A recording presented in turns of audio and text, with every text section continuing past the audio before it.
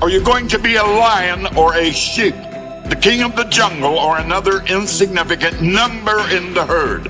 A leader or a follower? Good morning, my plant-based paisans. This is the Plant Father from Plant Based Mafia, and welcome to another episode of Plant Based Mafia. We're going to jump right into Chapter 14 of Dr. Esselstyn's famous book, Prevent and Reverse Heart Disease. Chapter 14 is named Simple Strategies. So let's just jump right in. As you have already learned, my nutrition program is quite different from others. It's not about making moderate changes to slow the progression of heart disease. It is about embarking on a significant change in lifestyle that will actually arrest the disease's progression and selectively reverse its effects. Central to the program's success is the fact that the patients themselves assume complete control over their disease. They alone have the capacity to abolish it. They alone, in sticking with my nutritional guides over time, have the ability to ensure that the beneficial effects will expand and endure. They treat more than the symptoms of heart disease. They treat its underlying cause, and with it, the underlying cause of a host of other chronic illnesses. The program's goal, to repeat, is maintaining the total blood cholesterol below 150 milligrams using a plant-based diet and, when necessary, cholesterol-reducing medication.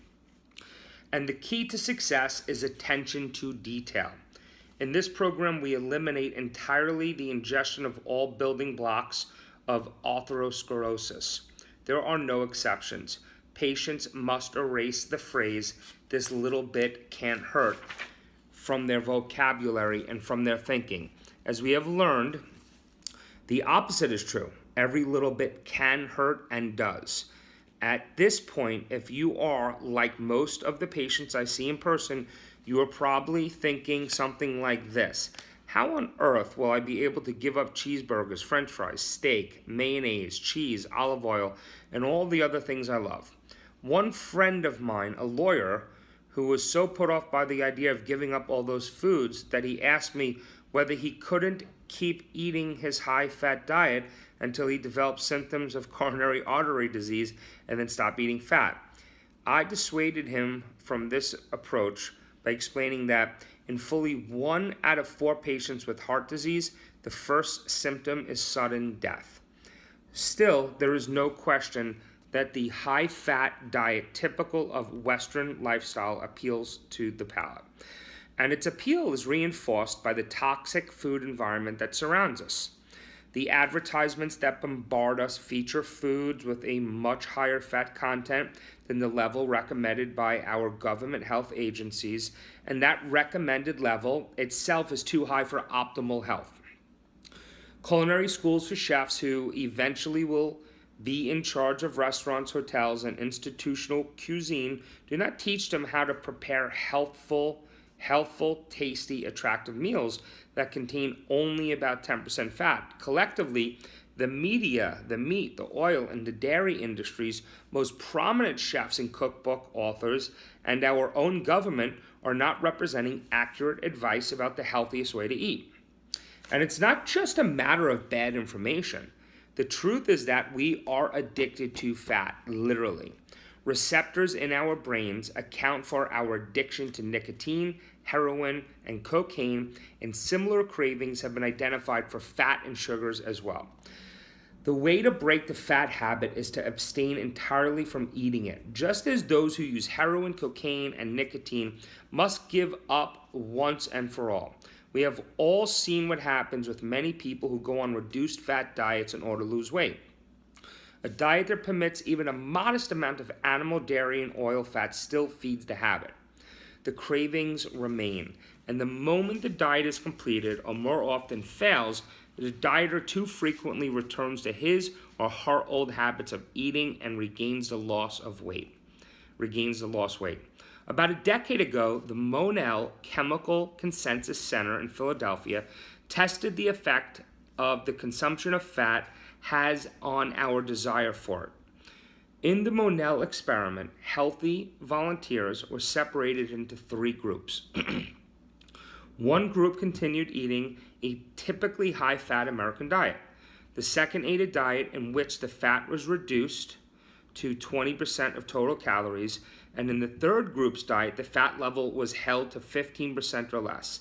At the end of the 12 weeks, the first 2 groups craved fat just as much as ever, but those who had eaten less than 15% dietary fat over that period had completely lost their desire for fat. The reason weight loss diets fail is the same reason present cardiac rehabilitation for coronary artery diseases fail. Patients continue consuming fat. They may consume slightly less than they did before their heart disease was diagnosed, but this still is the same very fat that injured their arteries in the first place. Their heart disease continues to progress. The people in my research study held their dietary fat to very low levels. Although my nutrition plan requires no calorie counting, my research shows that a diet drawn from the recommended categories of foods holds fat consumption at 9 to 11% of total calories consumed. Just like those in the Monell Center study, my patients lost their craving. After 12 weeks, they no longer felt as if they were in a constant state of denial, and they began to reap the myriad benefits of eliminating the fats from their nutrition. This is a lifestyle change that works. Even so, I concede that this is not easy to change. In my experience, there are 4 primary challenges that confront those who embark on this program. Over the years, we have identified a variety of strategies to deal with each one. 1. You are craving fat. Have faith. As I explained above, that craving will disappear after 3 months of consuming no fat. By no fat, I mean no animal, dairy, or oil fat. No additional fat beyond the natural amounts in vegetables, fruits, and grains. You will develop a new taste for natural flavors of food, and you'll discover new herbs, spices, and sauces for seasoning. Eating safely in this culture is a daily challenge, but attention to detail assures success. And remember, you should beware of the 0 fat per serving products, such as salad dressing, butter substitutes, mayonnaise, and pastries. They may contain less than 0.5 grams per serving, but that little bit is enough to ensure that you will continue to crave fat. It also may increase your fat intake to more than 20% of the calories you consume, adding pounds of artery clogging fat to your diet each year. 2, you are invited to eat out at someone's home. If the person's inviting you as a close friend, this shouldn't be a problem. But if it is someone you don't know, well, it can seem awkward at first. The key in this situation is candor. And of course, basic good manners. Explain to your hosts at the time of the invitation that you follow an unusual nutritional plan and do not eat any meat, fish, fowl, dairy products, or oils. Emphasize that you would very much enjoy the pleasure of their company and that you'd love to come but don't want to cause any extra effort on your behalf. You might suggest that you could eat before arriving, then join the party for a glass of wine. Almost always the host will insist that you come for food as well and will ask what you can eat. In that case, tell him or her that you'd be happy just to partake in plain salad and bread, or that simple steamed vegetables or a baked potato would just be fine. Perhaps this goes without saying, but you should always avoid pressing the issue of your diet on others unless they are genuinely interested, which I've experienced the backlash on that. 3, you must eat out in a restaurant. Restaurants can be lethal if you don't think ahead.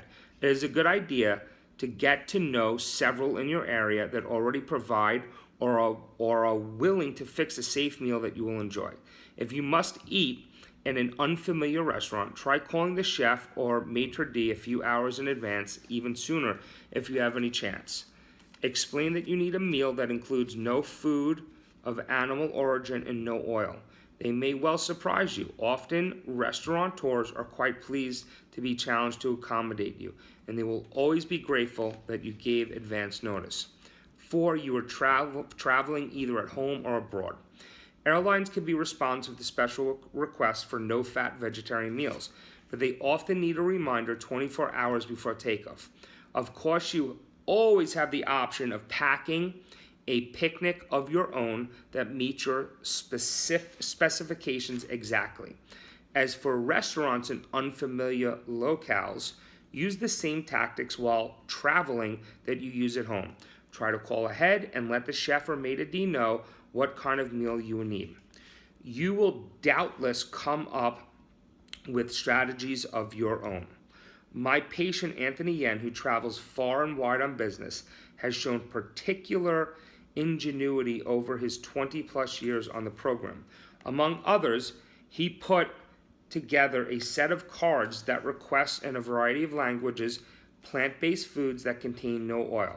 That way, no matter where in the world he finds himself, he can confidently request the sort of meals he needs. But if his forward planning fails, Anthony is perfectly capable of improvising. Not long ago, he went out for lunch with his son and ordered a very simple vegetable meal at a Chinese restaurant. When the food arrived, however, he could see that there was oil on it. Anthony's solution, he ordered 2 bowls of hot water and washed the oil out of the vegetables. Satisfied that it now met his standards, he happily consumed the oil-free meal. Sometimes there's not such a ready solution. On a recent trip to the Far East, the airline forgot to load Anthony's special meal. In that case, he simply didn't eat anything but a couple of bananas on the whole 20-hour flight. Anthony incidentally mentions a side benefit to plant-based nutrition. He no longer experiences jet lag. It used to take a week to 10 days to recover from a trip to China, he reports. Since Esselstyn's program, I have no more jet lag. I have no scientific reason to believe that my nutrition plan is actually responsible for this, but I am happy to take credit. In our house, my wife Ann is the cook, and over the past 20 years, she has learned a great deal about how to concoct wonderful meals that meet the strict standards of my nutrition plan.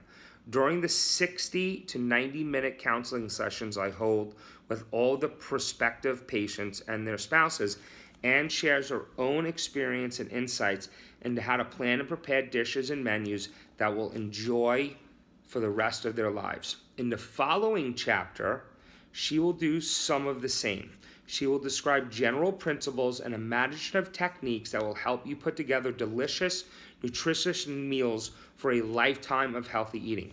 Remember, I cannot stress this often enough. Attention to detail is key. If you eat in this wonderful new way, you need never develop heart disease.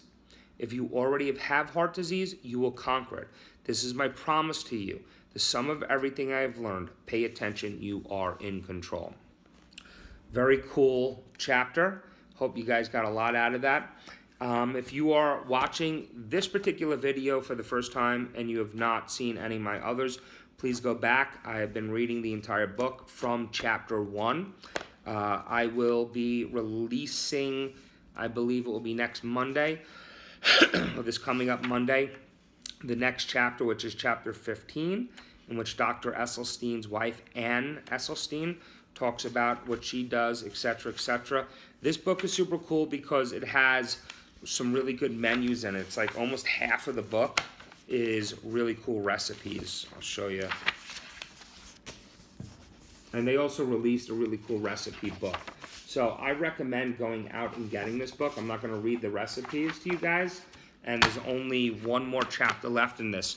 So go out and get this book. It's a fantastic book. Prevent and Reverse Heart Disease. Thank you again for tuning in. Please follow me on this channel. And you could also find me on Facebook, Instagram, Snapchat, all that wonderful stuff at Plant Based Mafia. Thank you again.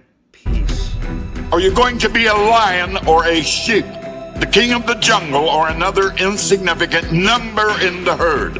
A leader or a follower?